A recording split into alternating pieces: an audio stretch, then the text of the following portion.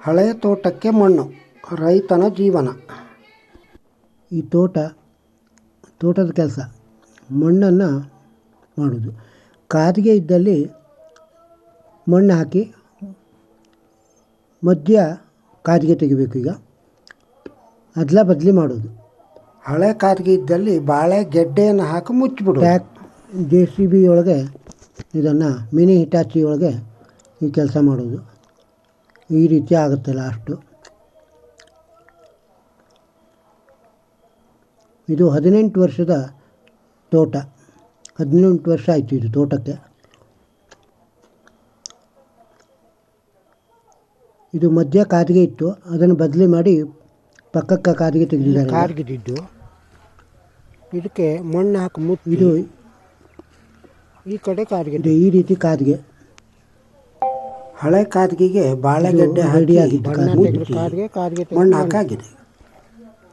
ಈ ಕಾದಿಗೆಯನ್ನು ಒಂದು ಕಾದಿಗೆಯನ್ನು, ಇದು ತಲೆಗಾದಿಗೆ. ತೋಟದ ಮೇಲ್ಗಡೆ ಇರುವಂಥ ದೊಡ್ಡ ಕಾಲುವೆ, ನೀರು ಬಂದರೆ ಇದರೊಳಗೆ ಸರಾಗವಾಗಿ ಹೋಗಲಿಕ್ಕೆ. ಇದು ಮಣ್ಣುಗಾಲಿಗೆ ಮಧ್ಯೆ ಇದ್ದಿದ್ದು.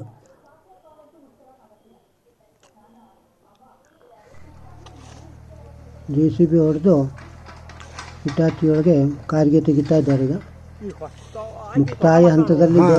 ಇವಾಗ ಮಸ್ತಾಗದ. ಹೌದು, 15 ದಿನ ಆಯಿತು ಕೆಲಸ ಮಾಡಲಿಕ್ಕೆ. ಕಣಕಿ 1.5 ಎಕರೆ ತೋಟ.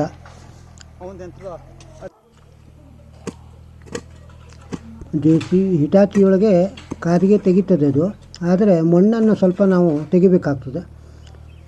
ಅದನ್ನು ತೆಗಿತಾ ಇದ್ದಾರೆ ಇವಾಗ. ಈ ರೀತಿ ಮಣ್ಣನ್ನು ತೆಗೆದು ಹಾಕಬೇಕಾಗ್ತದೆ.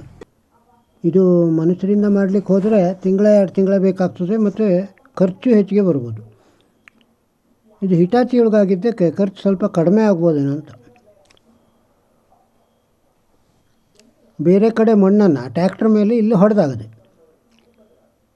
ತೋಟಕ್ಕೆ. ತಾಲಗಾದುವೆ ಇದು.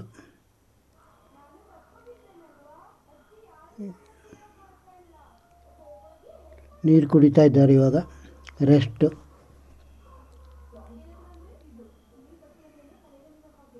ಈ ತಗ್ಗಿದ್ದಲ್ಲೆಲ್ಲ ಮಣ್ಣು ಹಾಕಾಗದೆ.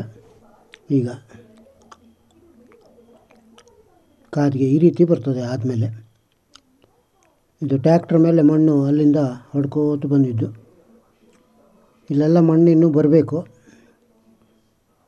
ಟ್ಯಾಕ್ಟ್ರ್ ಇವತ್ತು ರಜೆ ಮಾಡಿದ್ದ, ಅದಕ್ಕಾಗಿ ಹಿಟಾಚಿ ಕಾದಿಗೆ ತೆಗಿತಾ ಇದ್ದಾನೆ. ಇಷ್ಟು ಮಾಡಿದ್ರೆ ಇನ್ನು 10 ವರ್ಷ ಮಣ್ಣು ಹಾಕೋ ಕೆಲಸ ಇಲ್ಲ ಇದಕ್ಕೆ. ತೋಟಕ್ಕೆ ಬರೀ ಗೊಬ್ಬರ ಹಾಕಿದ್ರೆ ಆಯ್ತು.